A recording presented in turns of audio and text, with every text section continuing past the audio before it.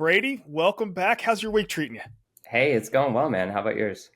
It's going great. I do want to tell everybody out there that nothing they see on here is investment advice. We're going to be diving into Hedera DeFi, but unless you understand the risks and you've consulted a financial advisor, don't dive into this stuff. But it is pretty fun. I also want to say that in addition to, of course, this not being possible without Brady and Bonzo, we're going to be getting some additional support from Saucer Swap. They're integral, not just integral, but they are, a keystone part of the DeFi space in Hedera. So we love that we're getting some support from them. But Brady, without further ado, let's go ahead and jump into some DeFi. All right. So to kick things off, we're going to dive into DeFi TVL on Hedera, inclusive of liquid staking. We're sitting at about 192.23 million. Not too much has changed since the last DeFi corner. Market in general, I think right now is at a bit of a crawl. People are waiting to see what's going to happen. We saw this last cycle also where things took a bit of a dip, things crawled for a while, and then later on in the cycle, going back up, touching all-time highs. Obviously, we don't know what's going to happen. Every cycle is typically a little bit different. With the new administration in the US too, I think that changes things from like a macroeconomic perspective as well.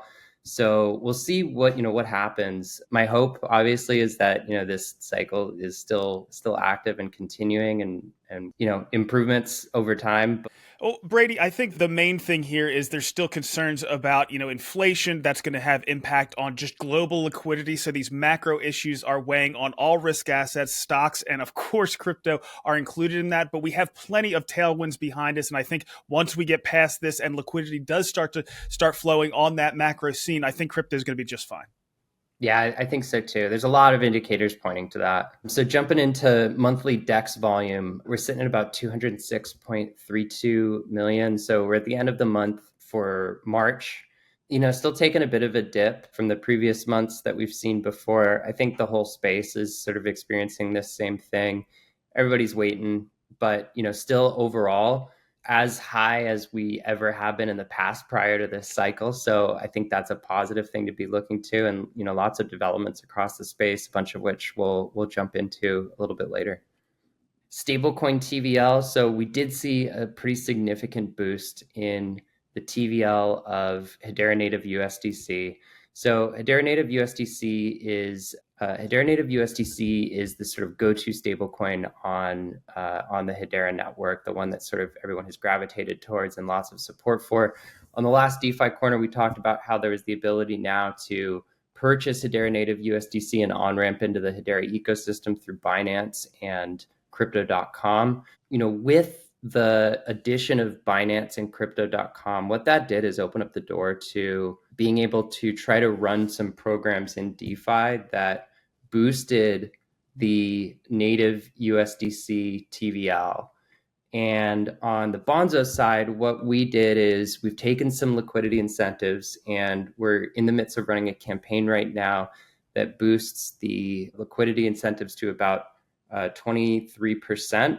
And then that's on top of the native supply APY, which right now is sitting at about 11.94%. So, we're seeing upwards of 30% APY for people to supply USDC. And you can actually see in this graphic on the Bonzo chart side, when we started that program, a pretty drastic increase in USDC TVL, that light blue line.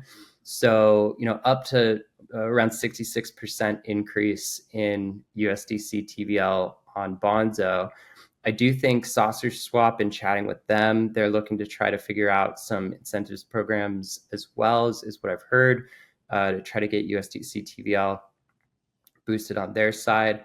This is a test campaign. What we're trying to figure out is, do those rails work if you start to layer incentives in? So when you think about changing anything in an ecosystem, you're kind of looking at the user journey from end to end, from, okay, in this case, on-ramps, and now the greater accessibility of this asset, all the way through to their journey of depositing it into a DeFi protocol, constituting greater TVL. And I think we did a good job of proving, yes, now there is a path for people. Granted, I think there's still some friction along the way that we've seen with centralized exchanges, sometimes there's a delay after you purchase an asset to being able to actually move that asset into a wallet and then partake in DeFi. So what our plan is to package up this data, really understand what happened, the rates that we sort of had listed for liquidity incentives, and try to make a next decision, and do so with the folks across the ecosystem at the highest levels of the ecosystem to see if there's additional support that can be had there. But overall, I think it's been a really good test so far, and excited to figure out sort of what to do next to move the needle forward even more. Well, Brady, one of the things that I'm excited about with crypto.com and Binance is it relieves a lot of that friction that we saw before. I know the HBAR Foundation, they were announced at the beginning of the year, the kind of the Hedera 2.0 and everything around those lines. But the big thing that they're looking to do right now, they're just kind of restructuring. They're getting everything in order, and it sounds like in May or in that time frame is really when a lot of the things that they've been working on the past few months are going to come to fruition.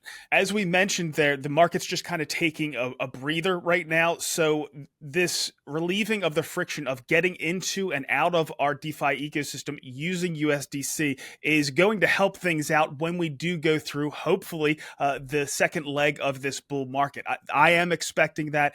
And it also makes it a lot easier, not just for people to enter into the space, but they're less concerned about getting back out of the space. So again, that relief of the friction around USDC is absolutely invaluable. Yeah, you're absolutely right. Like there's many situations I think where folks, previously wanted to be able to exit out of the ecosystem. And because of that, what they were doing is swapping into HBAR, which is the most ubiquitously, asset that's able to be able to be exited through centralized exchanges. When you give people the ability to do that with USDC, I think, I hope to see that trading volume and utilization of USDC ends up going up drastically, because now people actually feel safe being able to swap into Hedera native USDC and use that as sort of a tool for exiting. And also just for even holding on to Hedera native USDC. I think folks are reluctant to, maybe without the ability to exit with it, and they know they have to swap back. And especially when you start getting into larger amounts, fees add up. So I can definitely see this being a positive movement for sure. Yeah, it makes a lot of sense. And then moving on to stablecoin liquidity. So just a quick recap. So there's stablecoin TVL, which is the USDC on Hedera that is being supplied into protocols and is considered total value locked. It's available within these protocols for utilization based on whatever the protocol's offering is. So for Bonzo, being able to supply and borrow USDC, and for SaucerSwap, being able to swap and trade USDC. Liquidity is just the overall amount of circulating supply of Hedera native USDC in the ecosystem. So across all wallets, as well as within these protocols. And we saw a massive increase in stablecoin liquidity. So sitting at about $72.93 million. And there was a huge spike. We saw this kind of spike before, and we'd been speculating and talking about that, and we really weren't sure what it was that drove that initial spike and dip. You can see just like a little bit after 2025 here. I think it was back in February or January. Hopefully this one isn't one that draws back down the way that first one did. I don't think so. It looks like it's here to stay, and it looks like it's actually significantly more than that first one as well. Yeah, overall, just having that liquidity in the ecosystem, I think is a great starting point. I'm curious what it's going to be used for. It's obviously an institution or an organization, given the fact that it was such a large amount, but really just can only speculate on what that's meant to be used for. Yeah, I have some questions around that, but I'll let you finish up with your metrics before we get into it. Cool. On to staking. So liquid staking with Stater Labs HBAR X saw a tiny dip in the APY, which means more folks are supplying HBAR to receive HBAR X. So we're sitting at about 5.58% APY for staking HBAR there. And then native staking APY sitting at about what we've been sitting at before, 0.057%. No big changes on the native staking front. All right. Well, we've touched on that enough in the past. So why don't you give us some ecosystem updates?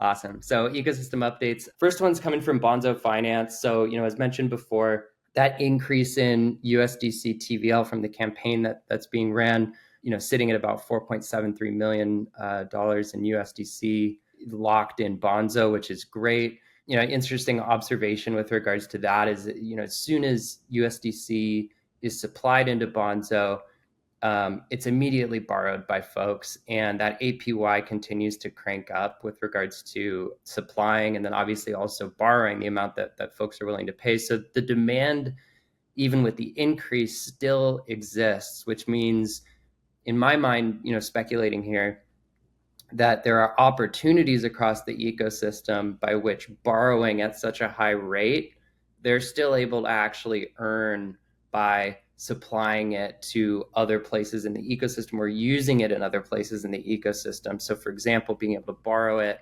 pay a borrow APY, and then supply it into Saucer Swap and earn, in my mind at least, earn more than what they're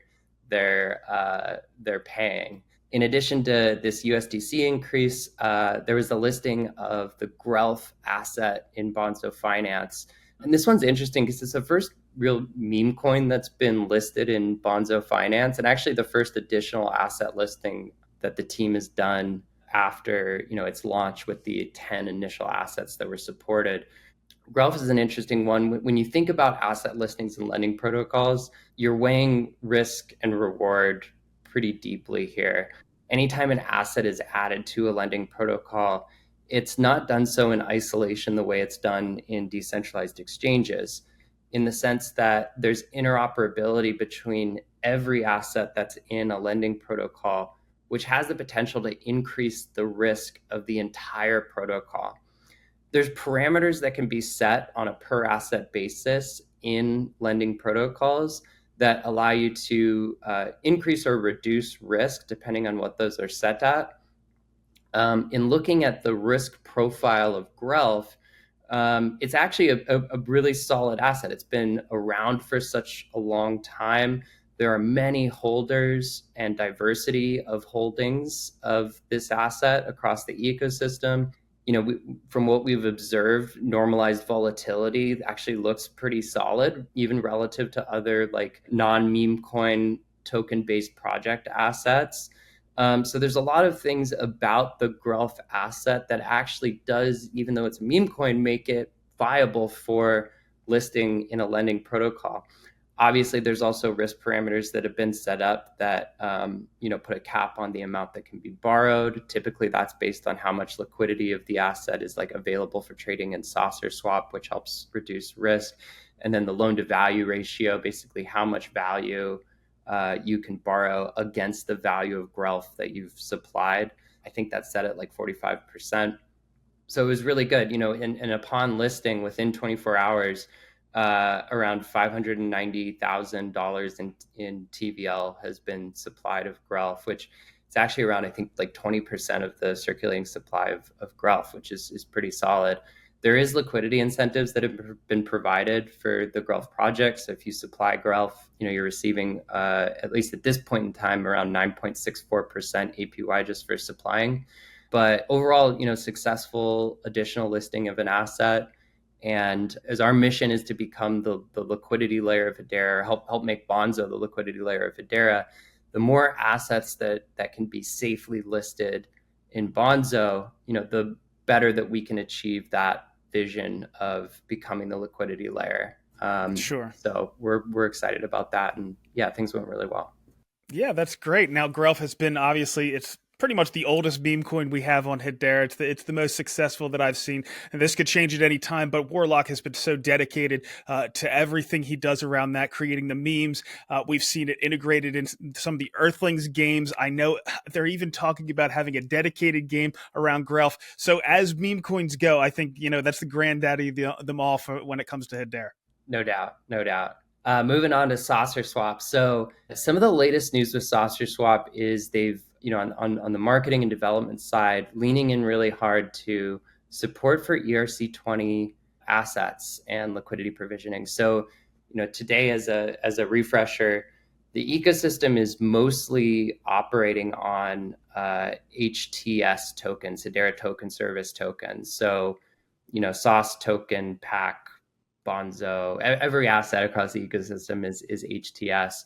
What we're starting to see is the addition of ERC20 assets in the ecosystem. So when bridging comes online, it's likely that assets that are going to be bridged from layer 0 or Axelar are going to be in the format of ERC20, which is the EVM that's basically controlling that rather than the Hedera token service. And so what the ecosystem seems to be morphing into is sort of a hybrid support for HTS assets as well as ERC20 EVM assets. And I think it opens up the door to even greater flexibility across the ecosystem for the types of assets that can be supported here. It also opens the door to new integrations like these bridges that are going to be coming online. So I'm really excited to see sort of what comes out of that. I also know that like Hashpack, I think, is going to be obviously being able to support the display of those assets. It really is an entire ecosystem-wide effort to make this available.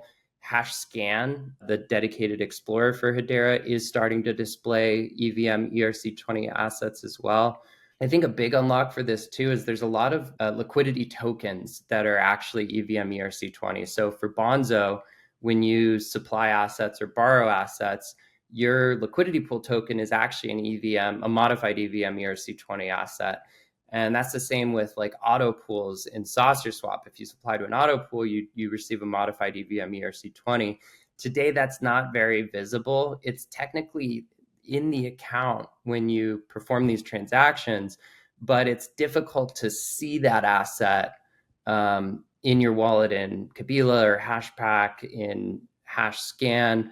And so not only is this going to be great for the addition of new assets that come online, but it's also going to support some of these liquidity pool token assets that folks want to be able to have the flexibility of using more freely across the ecosystem and have visibility into. So I'm excited about this one.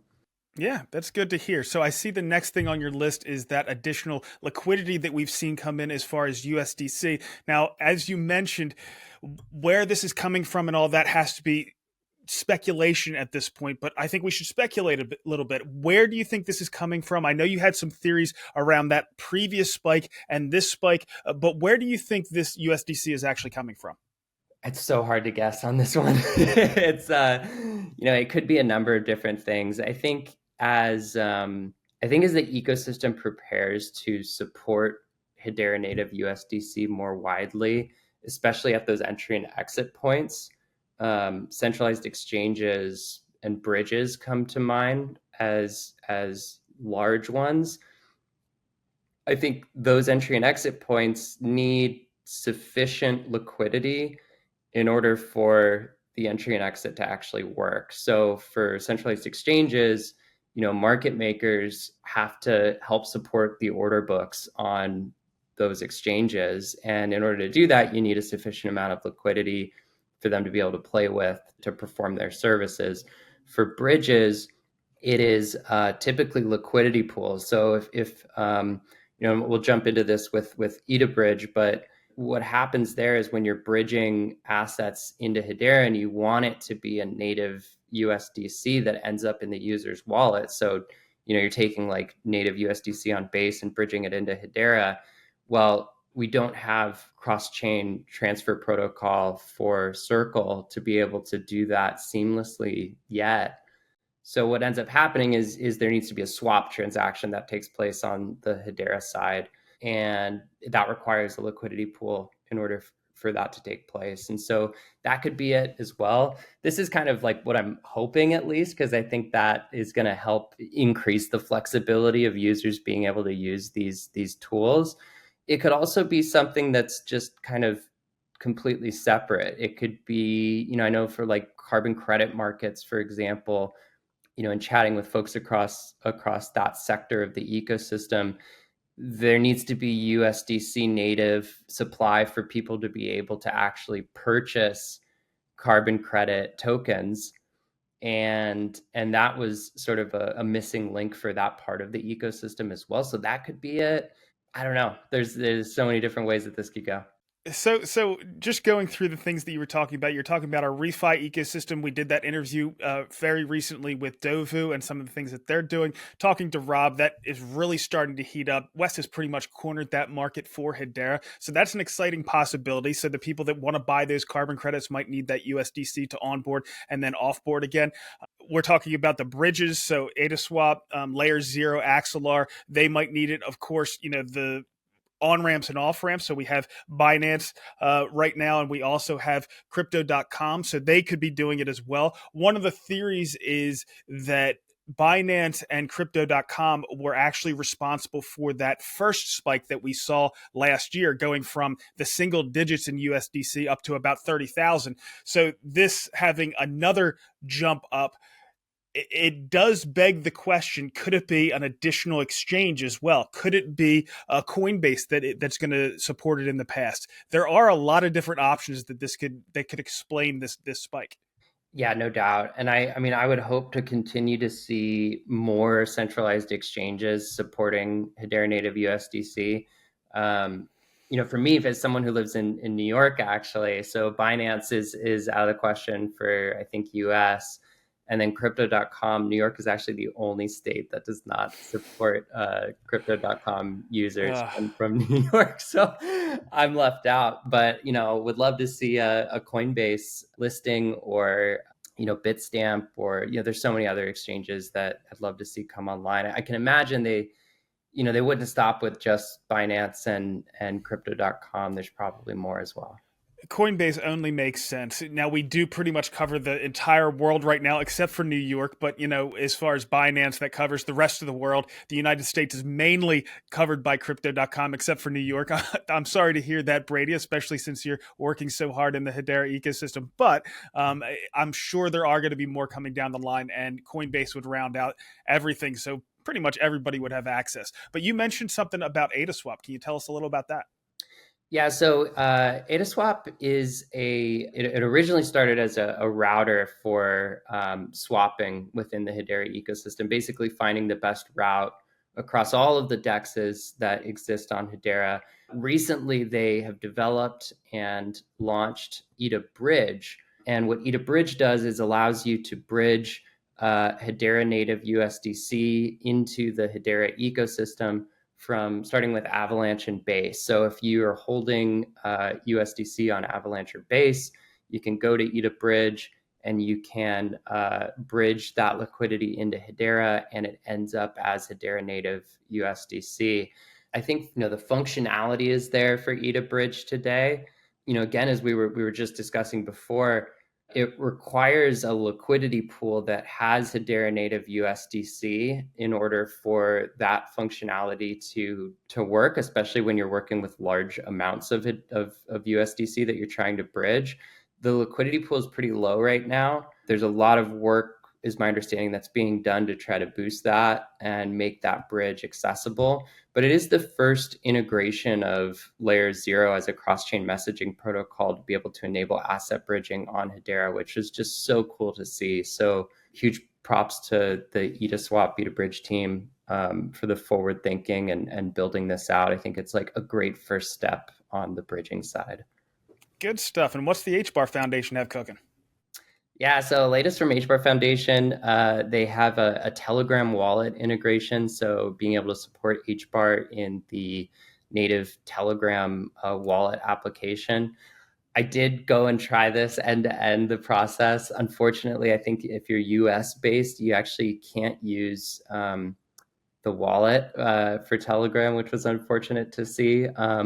But still, I mean, there's so many global users and holders of HBAR that, I'm sure there's going to be adoption of this, and folks are going to be able to use HBAR within Telegram. And there's various applications and things that you can use inside of Telegram that support various functionalities. It kind of reminds me of like Warpcast and being able to create applications within like a social media environment.